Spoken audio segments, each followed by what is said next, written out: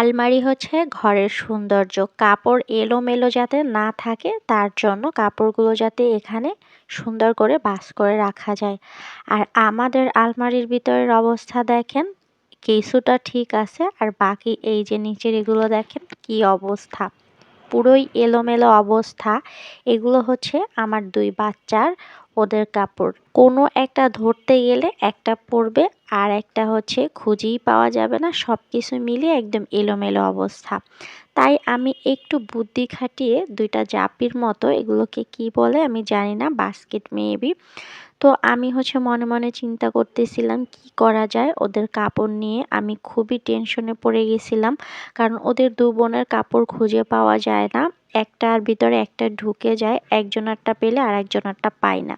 তাই হচ্ছে আমি এই বাস্কেট দুটো হচ্ছে নিয়ে আসছি। ভাবছি ওদের দুজনের কাপড় প্রতিদিন যেগুলো হচ্ছে মানে ইউজ করে, রেগুলারলি যেগুলো হচ্ছে ওরা পরে, সেগুলো হচ্ছে রাখবো দুটোর ভিতরে দুইজনারটা। আর এই যে দেখেন দুজনের কি অবস্থা, কাজ তো করাই যায় না, এই ২ বিচ্ছু নিয়ে আমি সবসময় থাকি। আর এই যে দেখেন কাপড়গুলো সব হচ্ছে এখন নামাবো, নামিয়ে হচ্ছে সুন্দর করে ভাঁজ করে তারপরে হচ্ছে রাখবো।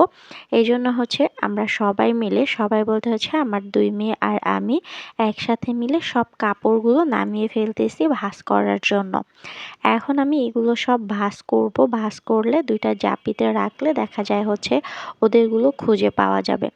অনেক সময় বাহিরে বের হতে গেলে বা হচ্ছে গোসলের পরে যখন ওদের কাপড় পরাই তখন হচ্ছে খুঁজে পাই না, খুবই টর্চারের ভিতরে পড়ে যাই আমি, অনেক খারাপ লাগে। তো ওর বাবাকে হচ্ছে বললাম, তাই হচ্ছে ওর বাবা এই দুটো নিয়ে আসলো। তো আমার কাছে এই দুটো ভালোই লাগছে, একদমই কম বাজেটের ভিতর। আর এখানে দেখেন অনেক জায়গা, কিন্তু কিন্তু আমি যদি এটা হচ্ছে নিজেরা বানাইয়া তারপর হচ্ছে নিয়ে আসতাম, তাহলে হচ্ছে আমি একটু মাঝখান থেকে আরেকটা কাঠের ব্যবস্থা করার কথা বলতাম, যে আরেকটা কাঠ দিয়ে দিবেন। যেহেতু হচ্ছে আমি এটা হচ্ছে কিনে নিয়ে আসছি, তো যেরকমের বানানো ছিল সেরকমেরই হচ্ছে নিয়ে আসছি। আর এই যে দেখেন আমার ছোট মেয়ে হচ্ছে অলরেডি হচ্ছে ভাঁজ করা শুরু করে দিছে।